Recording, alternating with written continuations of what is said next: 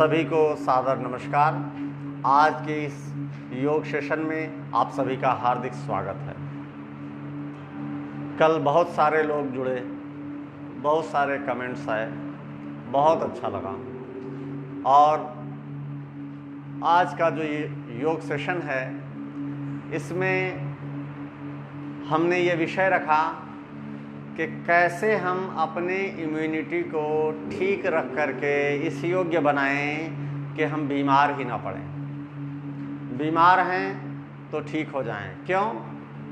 जब कोविड के परिप्रेक्ष्य में हम बात कर रहे हैं तो आप सभी ये बहुत अच्छे से जानते हैं कि कोविड का अभी तक एलोपैथ में कोई भी प्रॉपर ट्रीटमेंट नहीं है। आपके सिम्टम्स कैसे हैं, इस पर आधारित आपको दवाइयाँ दी जाती हैं अथवा इंजेक्शन दिया जाता है। तो जब कोई इलाज नहीं है तो ऐसे में सर्वश्रेष्ठ इलाज ये होता है कि आपका इम्यूनिटी इतना स्ट्रांग हो कि वो स्वतः दवाएं भी काम तभी कर सकती हैं जब आपके अंदर क्षमता हो, रोग प्रतिरोधक क्षमता, जो रोग को हरा सके, बीमारी को हरा सके। तो कोविड ही क्या, जितनी बीमारियां हैं सबको एक साथ हम इम्यूनिटी के माध्यम से, अपने रोग प्रतिरोधक क्षमता के माध्यम से परास्त कर सकते हैं। इसलिए मैंने ये विषय रखा।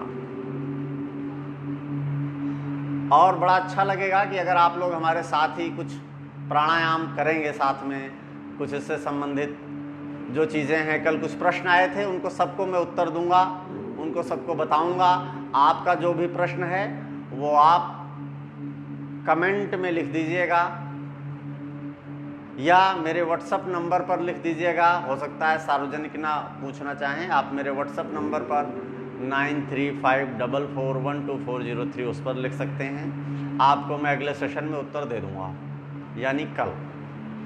आज लिखेंगे तो कल लिखेंगे तो परसों, आपको उत्तर मिल जाएगा। ये लोगों तक पहुंच सके और यकीन मानिए हम लोगों को स्वस्थ कर सकते हैं, लोगों को भटकने से बचा सकते हैं। सिर्फ योग और आयुर्वेद को अपना करके तो अच्छा होगा कि इसको ज़्यादा से ज़्यादा सब लोग शेयर करें और लोगों को भी प्रेरित करें योग आयुर्वेद के प्रति, लाइक करें, लोगों तक पहुंचाएं इन सद्विचारों को। तो आइए हम बात करते हैं इम्यूनिटी की। रोग प्रतिरोधक क्षमता। मैंने प्रारंभिक सेशन में बताया कि कोविड में आपको मीठा छोड़ देना है। मीठा में भी चीनी तो बिल्कुल ही छोड़ देना है। कोई मीठा फल है वो लेना चाहें तो ले लें, लेकिन चूंकि कोविड में डायबिटीज़ के पेशेंट ज़्यादा क्रिटिकल हो जाते हैं, ज़्यादा उनको दिक्कतें देखने में आई हैं, तो बुद्धिमानी ये है कि मीठा हम लोग ना लें। ख़ास तौर पे वो जिनको डायबिटीज़ है। जिनको डायबिटीज़ नहीं है वो भी चीनी ना खाएं, मिठाइयों से परहेज़ करें, मिठाइयाँ ना खाएं। जो चीनी निर्मित कोई भी चीज़ है उसे नहीं खाना है। ये ख़ास तौर पर आपको इंटरनली मजबूत करेगा, अंदर से आंतरिक रूप से मजबूत करेगा। हमने नाम लिया था खट्टे फल। खट्टे फल जो हैं वो आपकी इम्यूनिटी को बूस्ट करते हैं। मेरा हमेशा ये प्रयास रहा है कि मैं वो उपाय बताऊं जो किसी गरीब के काम आ जाए।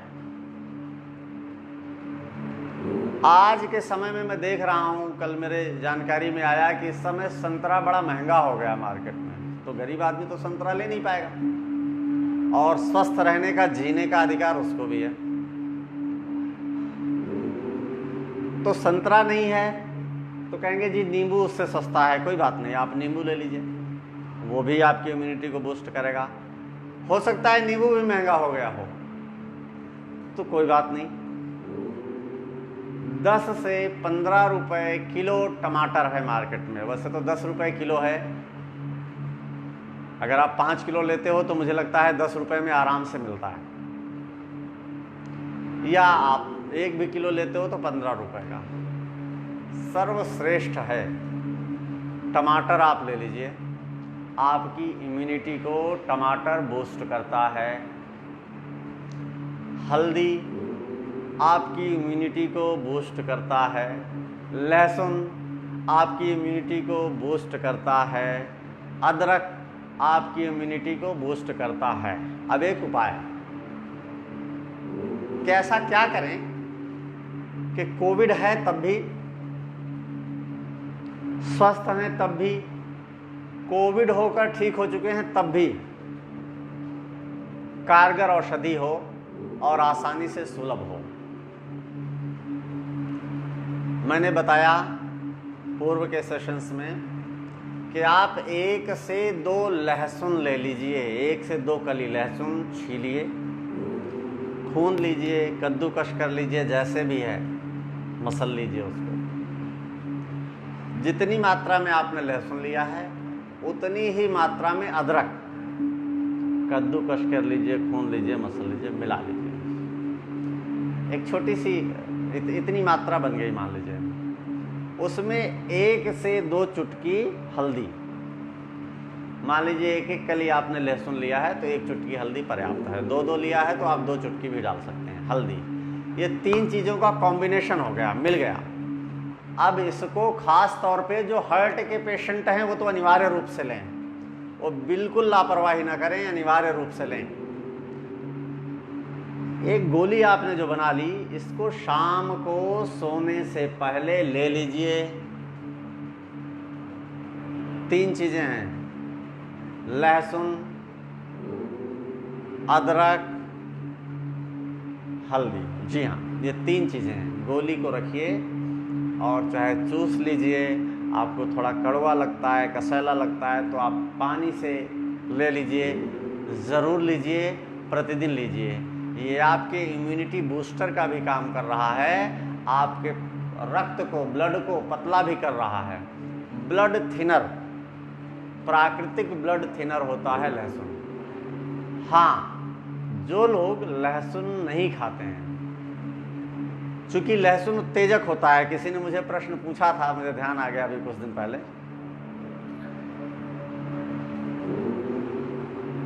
कि फिर लहसुन खाने से लोग मना क्यों करते हैं, कुछ लोगों में मना करते हैं या नहीं खाया जाता। देखिए, कल एक कमेंट आया कि लहसुन खाना क्या पाप है। कोई पाप नहीं है, तामसी प्रवृत्ति का भोजन कहा गया है। क्यों? क्योंकि उत्तेजक होता है। ये तामसी प्रवृत्ति का है, इतना सत्य है, उत्तेजक होता है, इतना सत्य है, लेकिन औषधीय प्रयोग के लिए किया जाता है। औषधीय प्रयोग आज नहीं, सदैव से रहा है। और हमने जो दोषारोपण करते हैं कि लहसुन खाना पाप है, ऐसा कहा जाता है, ऐसा कहीं नहीं कहा जाता, ऐसा कहीं नहीं लिखा हुआ है। आयुर्वेद में लहसुन का औषधीय प्रयोग स्पष्ट रूप से वर्णित है और पूरी दुनिया को हमने इसका प्रयोग सिखाया है। लेकिन उत्तेजक होने के नाते जैसा खाएं अन्न वैसा होवे मन, औषधीय प्रयोग में ले सकते हैं, आमतौर पर नहीं लेते हैं। यहाँ तक कि कुछ लोग जानते होंगे जो सात्विक हॉस्टल्स में रहते हैं, हॉस्टल, छात्रावास, वहाँ बच्चों को लहसुन नहीं देते हैं। इसीलिए नहीं देते कि वो सामूहिक रूप में रहते हैं और उत्तेजक होना उनका ठीक नहीं है। बस औषधि प्रयोग के लिए आप लीजिए। अच्छा, नहीं भी लेना चाहते हैं, आपके घर परिवार में नहीं यूज किया जाता, नहीं लेना चाहते, कोई दिक्कत नहीं है। आप उसमें 1 से 2 लौंग डाल लीजिए, लौंग का चूर्ण डाल लीजिए, उस गोली को खा लीजिए। तो ये इम्यूनिटी बूस्टर का हमने आपको तरीका बताया। इसके साथ ही आपको प्राणायाम करना ही करना है, और कोई आसन नहीं कर सकते, कोई व्यायाम नहीं कर सकते, शारीरिक कमजोरी है तो भी आपको प्राणायाम करना है। हाँ, एक बात ध्यान रखिएगा कि जब आप खास तौर पे टमाटर खाते हैं तो टमाटर की मात्रा कम से कम 3-4, सामान्य आकार का जो टमाटर है 3 से 4 टमाटर खाना होगा। दावा है आपकी इम्यूनिटी इतनी बड़ी होगी, आपको कुछ नहीं होने वाला। कितना आसान है। भोजन से पहले खाना है, बाद में नहीं। ऐसा नहीं कि आपने भोजन किया उसके बाद टमाटर खा लिया। या तो सेपरेट खाइए, अलग खाइए भोजन से, या तो भोजन से पहले, और अच्छा होगा कि दोपहर के भोजन से पहले खा लीजिए। ये सर्वश्रेष्ठ है। हाँ, आगे बढ़ते हैं। हमारे साथ आप लोग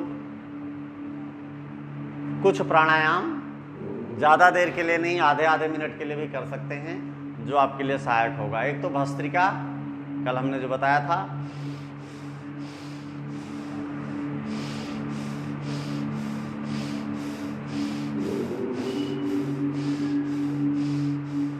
ओम। ओम का उच्चारण आपको बैकग्राउंड में सुनाई दे रहा होगा, प्रारंभ भी ओम से हुआ है, तो भस्त्रिका के पहले आप ओम भी कर सकते हैं। बहुत अद्भुत है। कैसे?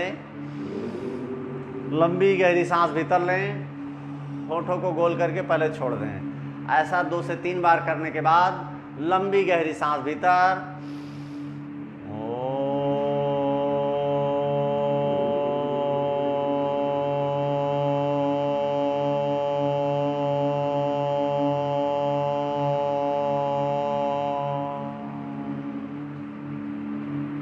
जब हम ओम का उच्चारण करें तो उसी का श्रवण भी करें, सुनना भी है। उसके ठीक बाद भस्त्रिका कर लीजिए। भस्त्रिका के ठीक बाद कपालभाति कर सकते हैं। स्वस्थ लोग बाह्य कर लेंगे साथ में। इसके बाद बाह्य यानी पूरी सांस भीतर, भीतर है तो पूरी सांस बाहर, बाहर करके तीनों बंद, जालंधर, मूल, उद्यान।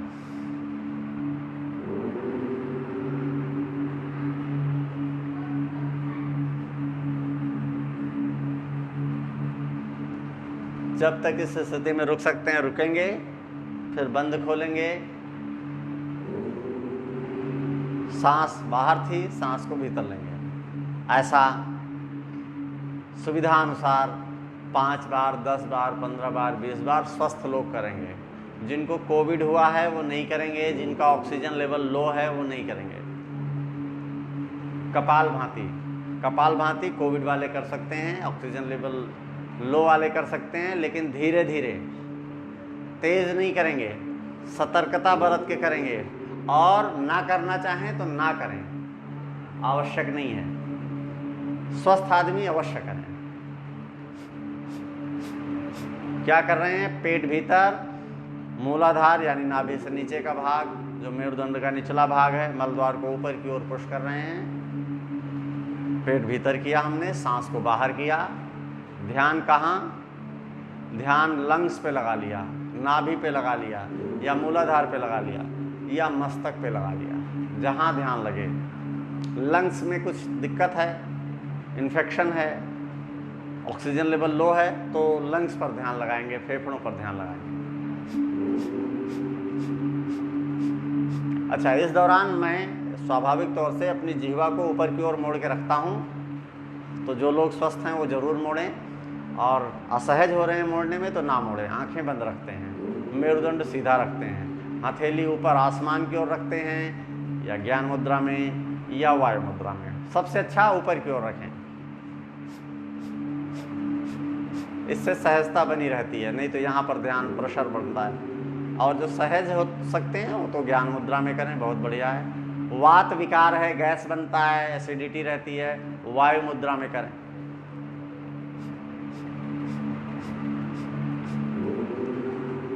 कपालभाति, उज्जाई श्वसन तंत्र के लिए आवश्यक है, तो उज्जाई करना है। गले को भींच करके सांस को खींचना, भीतर रोकना, बंद खोलना, दाईं नासिका दबा के बाईं नासिका से सांस बाहर। मैंने पहले बताया है, एक बार बताऊंगा, आज भी बताना चाहता हूँ।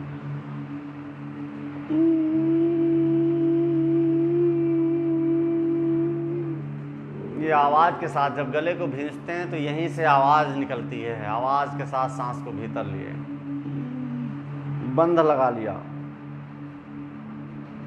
जब तक आराम से रुक सके रुके, बंद खोले, दाईं नासिका दबाए, बाईं नासिका सांस बाहर।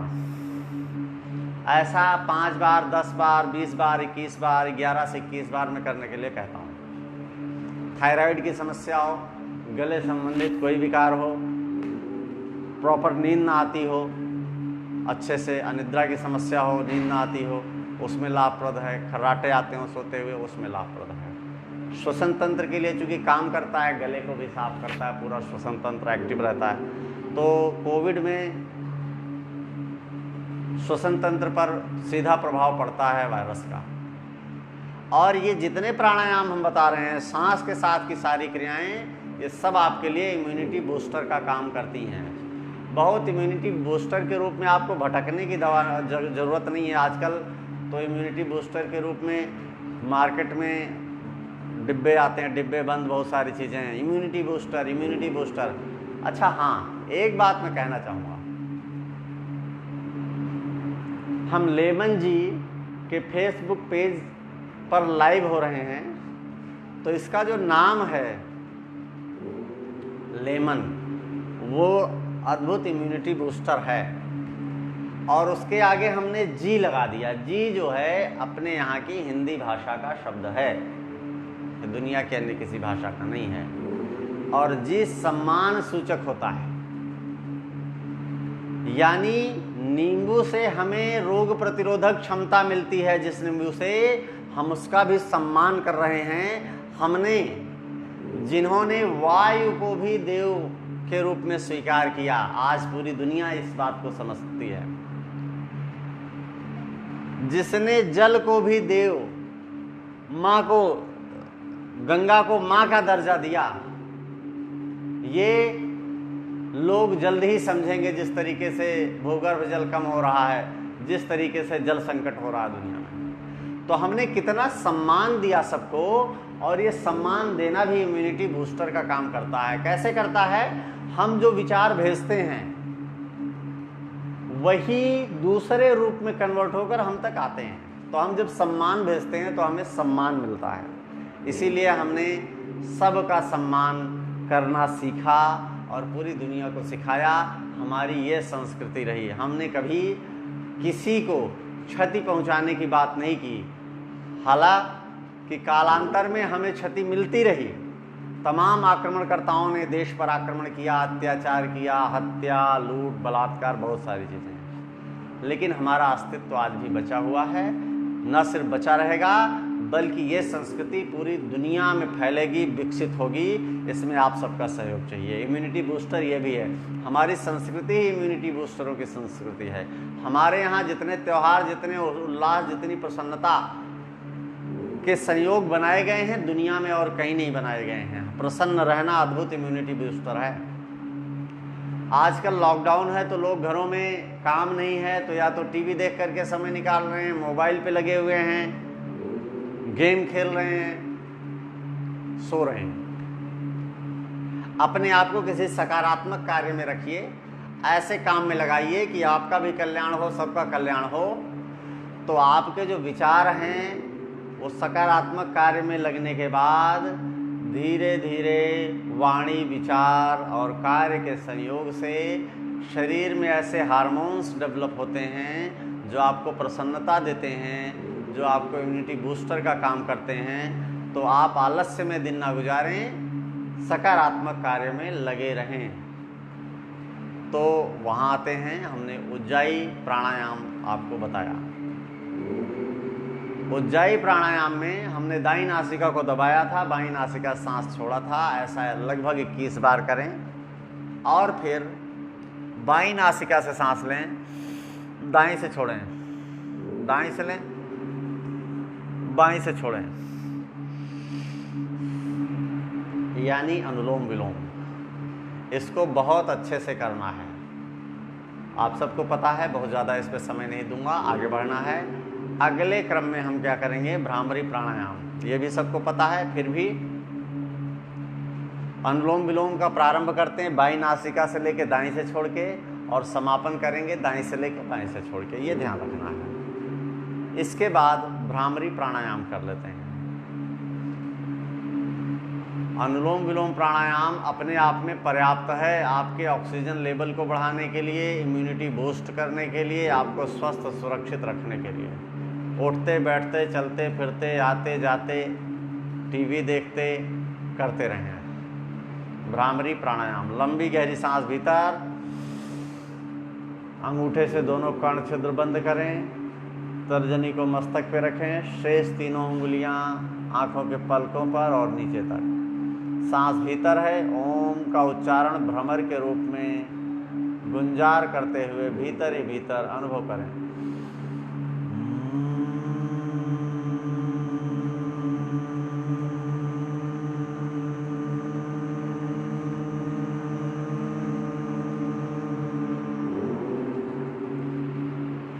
कभी टेंशन हो जाए, परिवार में हैं आजकल तो वैसे भी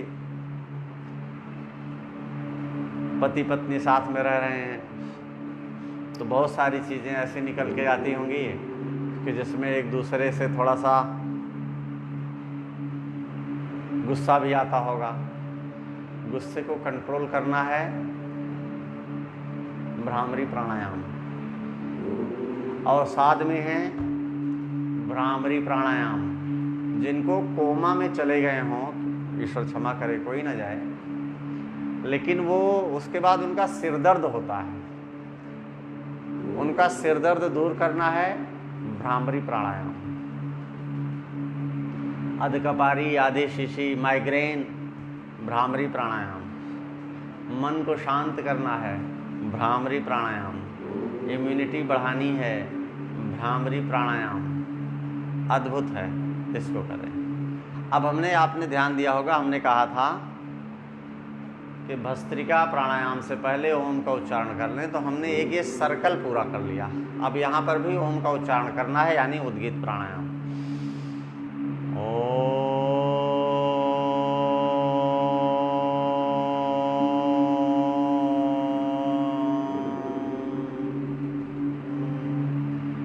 एक बात, कई बार शारीरिक कमजोरी के कारण, अस्वस्थ रहने के कारण हम ज़्यादा देर बैठ नहीं पाते। दिक्कत नहीं है, आप लेट करके कर लीजिए, खड़े होकर के कर लीजिए। और एक बहुत अच्छा उपाय आपको मैं बताता हूँ। आप जब अनुलोम विलोम प्राणायाम करें और स्वस्थ हैं, आपकी सांस थम रही है, ऐसा नहीं कि सांस लेने में दिक्कत हो रही है, तो आप बहुत अच्छा उपयोग बता रहा हूँ मैं, यकीन मानिए पूरा जीवन धन्य हो जाएगा। और अगर सब ने उपयोग कर लिया, पूरे देशवासी कर लिए, तो पूरा देश धन्य हो जाएगा। भारत विश्व गुरु बड़े आराम से बन जाएगा। सबको स्वस्थ रखना उद्देश्य है। दाईं नासिका दबाएं, बाईं नासिका से सांस खींचते हुए मन में गायत्री मंत्र 24 अक्षरी, और दाईं नासिका से छोड़ते हुए मन में गायत्री मंत्र। जिनकी सांस नहीं रुक पाती इतनी, मान लीजिए सांस आपकी नहीं रुक रही है, तो ओम का उच्चारण, सांस लेते हुए ओम, सांस छोड़ते हुए ओम, सांस लेते हुए ओम, सांस छोड़ते हुए ओम। ये हमने प्राणायाम का क्रम बताया आपको, कब क्या करना है, पहले उसके बाद। सारा नहीं कर सकते, जो आपको सही लगा हो वो कर लीजिए। करने का ही मन नहीं है, सांस लेते हो ना, मन हो ना हो सांस तो लेना पड़ेगा। सांस के साथ ओम का उच्चारण शुरू कर दीजिए। इससे आसान क्या हो सकता है आपके लिए। भोजन में आप शामिल करना चाहते हो तो इम्यूनिटी बूस्टर के लिए मैंने वहाँ पे भी बताया।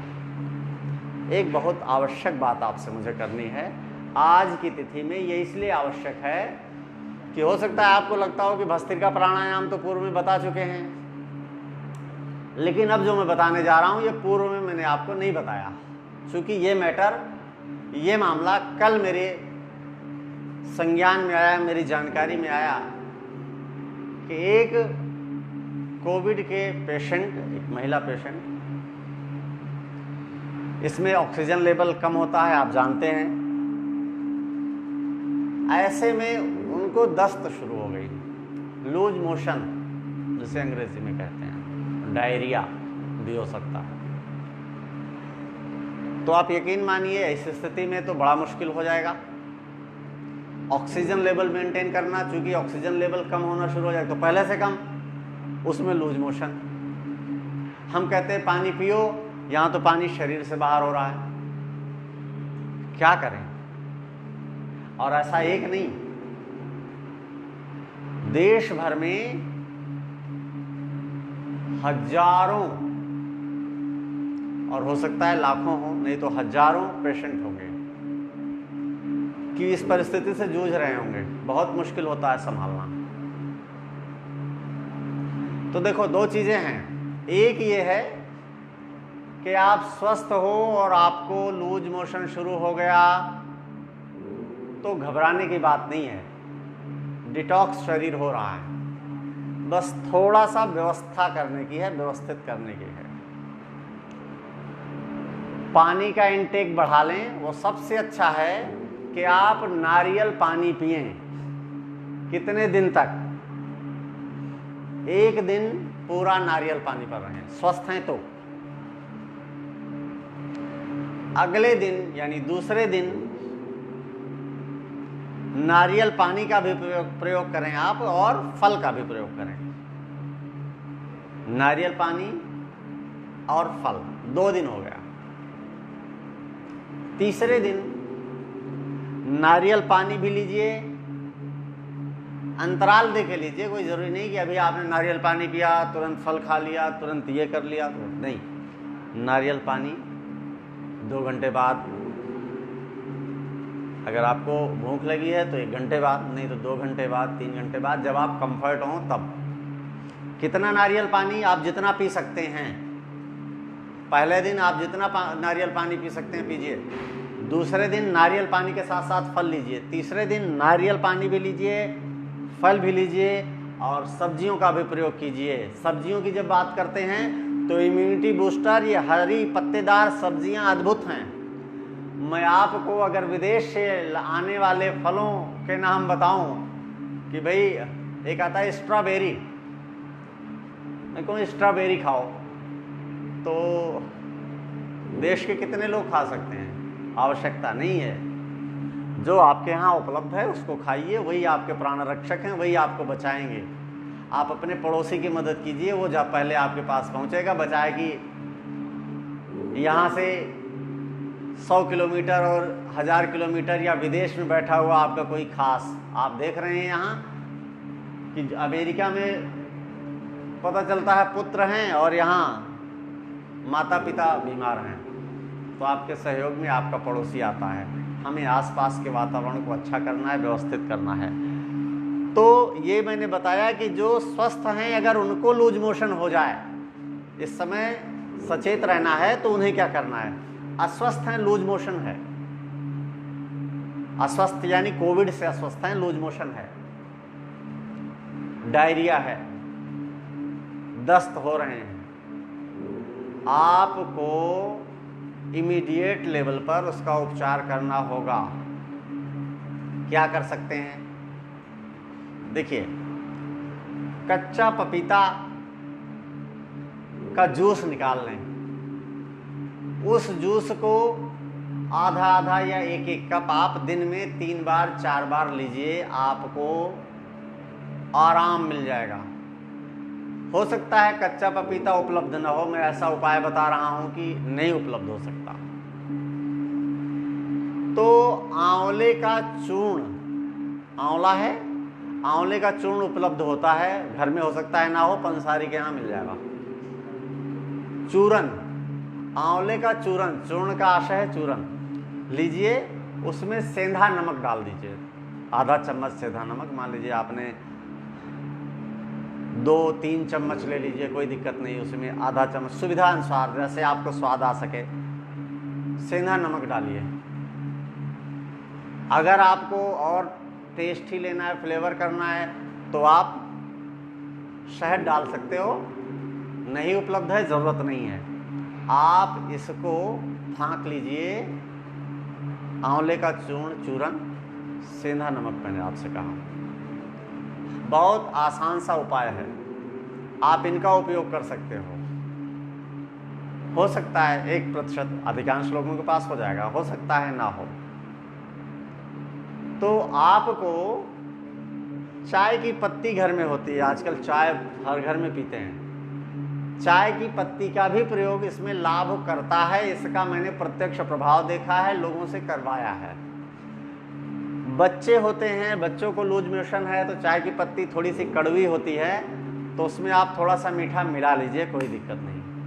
थोड़ा सा मीठा जो भी आप देना चाहें, गुड़ उपलब्ध है, चीनी उपलब्ध है, कुछ भी आप दे दीजिए, उसको ले लीजिए। ये आपके पेट को बांध देता है, आपको तुरंत पेट बच जाएगा। अब क्या करना है? इसके साथ ही साथ मैंने कल बताया था, पीपल की पत्ती का रस। अब उस वहाँ पर एक प्रश्न आया था मेरे पास, आदरणीय गर्ग जी हैं, ऋतु गर्ग जी, तो उनका ये कहना था कि क्वांटिटी कितनी हो, मात्रा कितनी हो। तो देखिए दो चीज़ें हैं, आपका ऑक्सीजन लेवल मेंटेन है, आप काढ़ा के रूप में ले रहे हो तो आप 2 बार 3 बार ले सकते हो काढ़ा। सुबह लीजिए, शाम को लीजिए, 2 बार हो गया, सुबह दोपहर शाम 3 बार। वहाँ पर आप क्या करेंगे कि पत्ती लेकर के आए, करीब आधी मुट्ठी पत्ती, 1 कप पानी में डालिए और उसी में उसको उबालिए और उसी को आप छान लीजिए, पत्ती को अलग कर लीजिए। 2 मिनट लगेगा, हाँ 2 मिनट उबालना है, हाँ आपको उबालना है। और 2 मिनट में, वैसा नहीं कि खूब बहुत देर तक आप उबाल रहे हो, ये कहने का आशय है।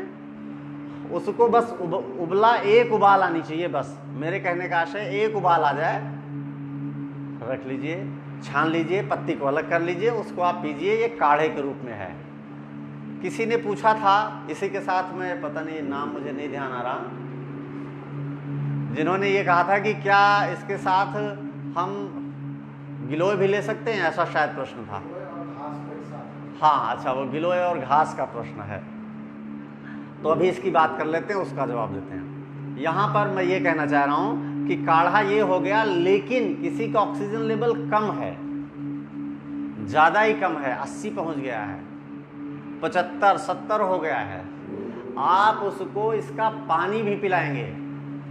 वहाँ क्या करना है, वहाँ कम से कम एक बार में 1 लीटर पानी आप रखिए, 1 कप नहीं 1 लीटर पानी रखना होगा। और उसमें सुविधा अनुसार 25-30 पत्ते टुकड़े टुकड़े करके, ताकि अर्क हो जाए, अर्क आ जाए, या जैसे चाहो खून करके भी डाल सकते हो, जैसे चाहो। 1 उबाल अच्छे से ले लेने दीजिए और उस पानी को रखिए, ठंडा कर लीजिए। उस ठंडे पानी को उनको पिलाइए इमीडिएट, कुछ तो इमीडिएट पिला दीजिए, जितना पी सकते हैं उतना इमीडिएट पिला दीजिए।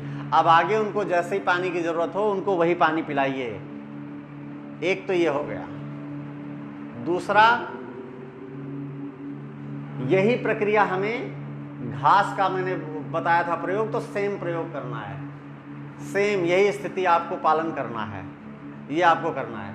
और एक कोविड को ठीक करने में, अच्छा हाँ, एक पंकज मल्होत्रा जी हैं, मैं उनका बहुत बहुत आभार प्रकट करता हूँ, जो पद्मासन भी करते हैं, कल जिनका मैंने जिक्र किया, नाम का जिक्र किया, उन्होंने स्पष्ट रूप से एक कमेंट किया है कि उनको कोविड हुआ था और उनको स्वस्थ करने में योग की बड़ी भूमिका रही।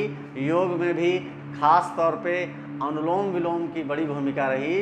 तो पंकज जी बहुत बहुत आभार। मैं आपके इन विचारों का प्रचारक हूँ, विचार आपके हैं, मेरे कुछ नहीं है, मैं इन्हीं विचारों का प्रचारक हूँ। मैं यही कहता हूँ कि कुछ नहीं कर सकते तो प्रभु कम से कम अनुलोम विलोम करते रहो, ये सबसे कहता हूँ। तो आप मुझे अपना प्रचारक भी मान लें तो कोई अनुचित नहीं होगा। इस विचार को हमें पहुँचाना है, हम योग के प्रचारक हैं पंकज जी, और आपके इस विचार के जिसमें योग है उस विचार के प्रचारक हैं। बहुत बहुत धन्यवाद ऐसा कमेंट करने के लिए, इससे लोगों को प्रोत्साहन मिलता है। इसके साथ ही हाँ, एक वो मंजीत नेगी जी, मैं आज भी लंबा थोड़ा सेशन हो गया, 5 मिनट और हो गए आधे घंटे से। मंजीत नेगी जी ने कल कहा था, कल काफ़ी लंबा सेशन था तो मैं उनका उत्तर नहीं दे पाया था, मैंने कहा फ़ोन कीजिएगा, फ़ोन भी हालांकि नहीं आया। मैं उनको, मंजीत नेगी जी को ये कहना चाहता हूँ जिन्होंने एक अविश्वास प्रकट किया था, मुझे अच्छा लगा, उन्होंने कुछ पूछा कि भाई आधे घंटे तक संभव नहीं है सांस को रोकना। तो जितने भी दर्शक हैं उनको मैं पूरी विनम्रता पूर्वक ये बताना चाहता हूँ कि एक स्थिति होती है निर्विकल्प समाधि की। हम गाजियाबाद में रहते हैं, यहाँ एक ब्रह्मचारी जी थे, तो पूर्व जन्म में तो कई 100 वर्ष निर्विकल्प समाधि में रहे। उनको सुनने के लिए जब वो सोते थे, लेट जाते थे, तो स्वतः ही ऋषि सत्ताओं से उनका संपर्क होता था। मेरे पास पुस्तक है, मैं दिखा दूंगा, और कोई पुरानी बात नहीं बता रहा हूँ, उसका प्रमाण मैं देता हूँ कि all India radio Delhi recording करके उनका जो वक्तव्य था चलाया था, चलाते थे और कक्षा 1 भी नहीं पढ़े थे वो। आप जानते हैं सुषमा स्वराज जी देश की विदेश मंत्री रही, जो अभी नहीं हैं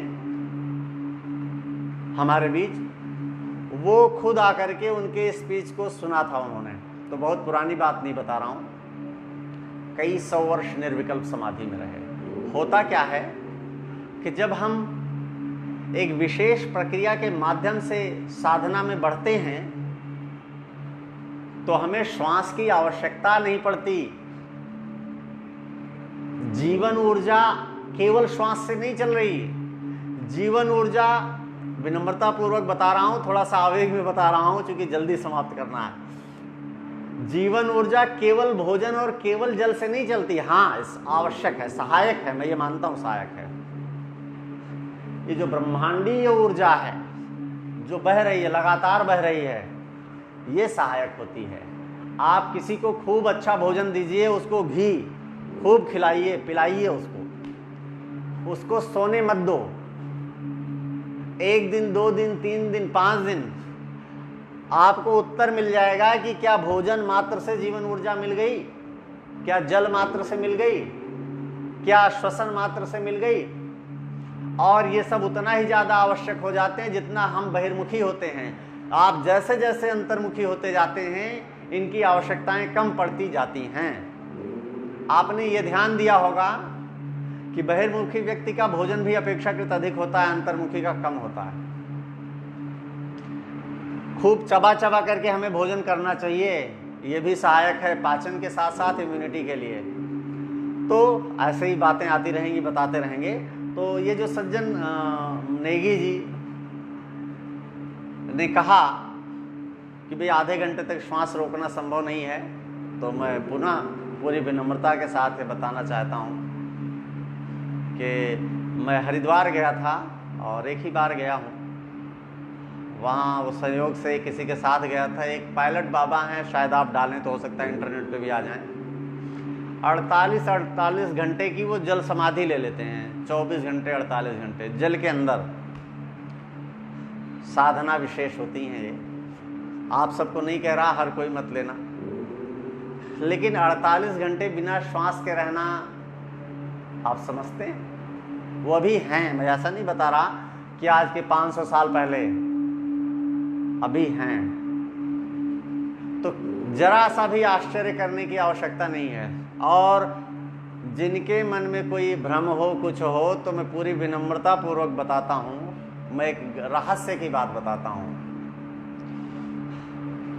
कि लगभग 5 से 6 घंटे समाधि में रहने का अनुभव मेरे साथ हुआ। ये घटना मेरे साथ भी घटित हो चुकी है अतीत में। मेरी पत्नी, शाम की घटना थी, तो मेरी पत्नी, मेरे बच्चे, वो सब भी ये समझते थे कि ये निकल लिए, मतलब ये नहीं है, मतलब इनकी सांस, धड़कन कुछ नहीं चल रही। ये मैं आपको बता रहा हूं, ये मेरे जीवन का अनुभव है। आप कहेंगे कि कितनी बार ऐसा हुआ है, तो आप यकीन मानिए केवल एक बार ही हुआ है। और इस स्थिति के बाद तो पत्नी ने तमाम कसम भी दे दी, बहुत सारी चीज़ें दी। मैंने दोबारा वो प्रक्रिया उस स्तर तक नहीं किया। मेरी पत्नी सुन रही होंगी। मैं उनसे भी निवेदन कर रहा हूँ। मैंने आंशिक प्रयोग किया है, हालांकि उनको कसम दे चुका हूँ, तो मैंने इसका बार बार प्रयोग नहीं किया। आंशिक प्रयोग किया है, वहाँ तक नहीं किया कि हम शरीर से बाहर हो जाएं। आंशिक प्रयोग किया, लेकिन एक बार हमने पूर्ण प्रयोग किया है। ये 100% सत्य है। और इसका आकलन कैसे किया जा सकता है, मैं आपके सामने बैठा हुआ हूँ। हो सकता है आपको लगे कि ये भी हो सकता है झूठ बोल रहे हो। तो एक वो टेस्ट होता है, क्या कहते हैं उसको, नार्को टेस्ट, या जो अतीत में ले जा करके वो सारी प्रक्रियाएं होती हैं। आजकल वैज्ञानिक प्रक्रियाएं हैं इस तरीके के टेस्ट के। अगर वो हो ना तो वो अपने आप आ जाएगा, क्योंकि अवचेतन में होता है और उसका प्रभाव जीवन भर होता है। तत्कालिक बहुत बड़ा प्रभाव होता है, मेरे अपने जीवन में बहुत बड़ा रहा, लेकिन अब मैं बहिर्मुखी हो गया हूँ, उतना अंतर्मुखी हूँ नहीं। ये सही बात है। मैं आपके सामने बैठा हूँ नेगी जी, ये खास तौर पे आपके लिए। योग का प्रभाव आपको समझना है तो परमहंस योगानंद, जिन्होंने एक पुस्तक लिखी, एन ऑटोबायोग्राफी ऑफ अ योगी, स्वामी विवेकानंद के बाद विश्व धर्म सम्मेलन में अगले क्रम में, अगले वर्ष, अगली बार उनको अमेरिका जाना हुआ। उनके जाने से पहले उन्होंने कहा कि जब तक महाअवतार बाबा जी मेरे समक्ष नहीं आएंगे मैं नहीं जाऊंगा। महाअवतार बाबा जी को आना पड़ा, उनके सामने आए। एक दिन मैंने इसी सेशन में बताया था, महाअवतार बाबा की जो आयु है वो लोग कहते हैं, मैं नहीं कह रहा, मुझे तो ये पता है कि लोग जो आंकते हैं वो बहुत कम आंकते हैं। लोग कहते हैं उनकी आयु जो है वो 2700 वर्ष, 2700 वर्ष है। ये योग है, ये ध्यान है, ये दैवीय सत्ता है, ये ईश्वरीय सत्ता है, ये ईश्वरीय कृपा है। परमहंस योगानंद जी ने जब अपने शरीर से एक बहुत बड़ी स्पीच, उन्होंने भाषण दिया पहले देश के ऊपर बोलते हुए। कई देशों के राजदूत थे, भारत के भी राजदूत थे, उसमें भारत के राजदूत भी थे। भाषण देने के बाद अपने शरीर से अपने आप को, अपने अस्तित्व को, अपने चैतन्यता को बाहर किया। उनका शरीर 18 दिन तक रखा रहा अमेरिका में, किसी बर्फ की सिल्ली पर नहीं रखा था। और आप जानते हैं आज देश में क्या परिस्थिति है। जब किसी की डेथ होती है, किसी का निधन होता है, तो ये होता है भैया इनकी शरीर को जो भी प्रक्रिया है अंत्येष्टि कीजिए। 18 दिन तक रहा और पूरे शरीर में कहीं कोई संकुचन, कहीं कुछ नहीं, वैसे मुस्कुराता हुआ चेहरा, कोई दुर्गंध नहीं थी। ये हो सकता है मैं झूठ बोल रहा हूँ। अमेरिका के डॉक्टरों ने 4 पेज का लिखित स्टेटमेंट दिया है, ये मैंने नहीं स्टेटमेंट दिया है।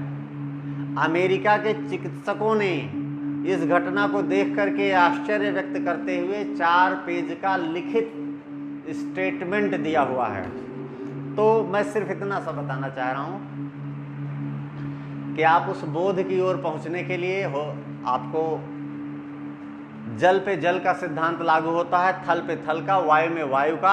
आपको योग को समझना है तो योग से जुड़ना है, और योग की अनुभूतियों से जुड़ते जुड़ते जुड़ते जुड़ते, मैं कह रहा हूँ दूसरों को छोड़िए, आप योग के एक प्रबल साधक बनिए और आप इस अनुभव को अपने जीवन में धारण कीजिए।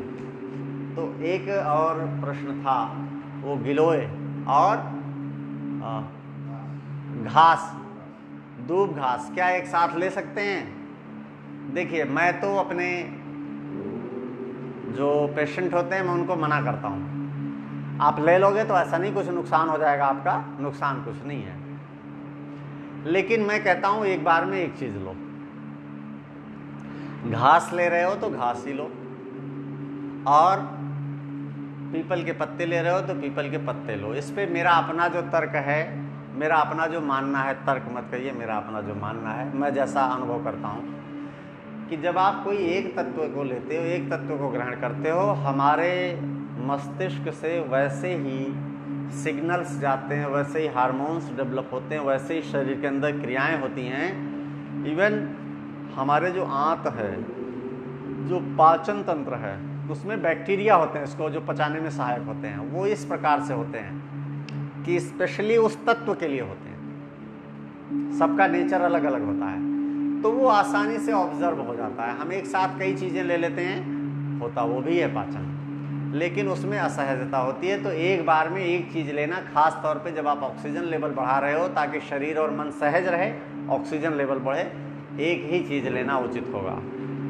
और किसी का शायद प्रश्न ना रहा हो, और अगर कोई हो सकता है छूट रहा हो तो वो भी हम बताएंगे।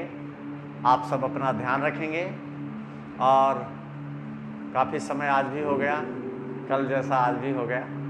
तो कोई भी प्रश्न है आप लिख करके पूछिए, प्लीज़ पूछिए, और लोगों को जोड़िए, लोगों को स्वस्थ कीजिए। लूज मोशन पे विशेष ध्यान दीजिए, इग्नोर नहीं करेंगे, इस समय इग्नोर मत कीजिए। अभी जो कोविड का जो लक्षण है वो भी डायरिया का है। हो सकता है आपके घर में किसी को डायरिया हो रहा हो, सचेत हो जाओ। ये मत सोचो कि जी लूज मोशन हो रहा है, कोई दिक्कत नहीं, वो भी लक्षण है, तो आपको सतर्कता बरतनी है। मैंने जो प्रक्रिया बताई, लूज मोशन को रोकना है, क्योंकि ऑक्सीजन लेवल हमें अभी बढ़ाना है, घटाना नहीं है, उसे मेंटेन रखना है। स्वस्थ व्यक्ति ठीक है, डिटॉक्स हो रहे हैं, अच्छा है। वो प्रक्रिया अपनाएंगे, अस्वस्थ व्यक्ति दूसरी प्रक्रिया बताएगी, उसे अपनाएंगे। मैं अपने पूज्य दादा पंडित ऋषिराम मिश्र की कुछ पंक्तियों के साथ अपनी वाणी को विराम दूंगा, और ये ऐतिहासिक पंक्तियां हैं, आप लोग ध्यान से सुनिएगा, आनंद लीजिएगा। यही वाणी के विराम की पंक्तियां हैं कि जब अभिमन्यु चले चक्रव्यूह तोड़ने को, वायुव्यूह द्वार से पुकार द्रोण ज्ञानी की। शिशु से न करूंगा मैं युद्ध, हे अनन्य वीर धन्य है संतान तू सुभद्रा महारानी की।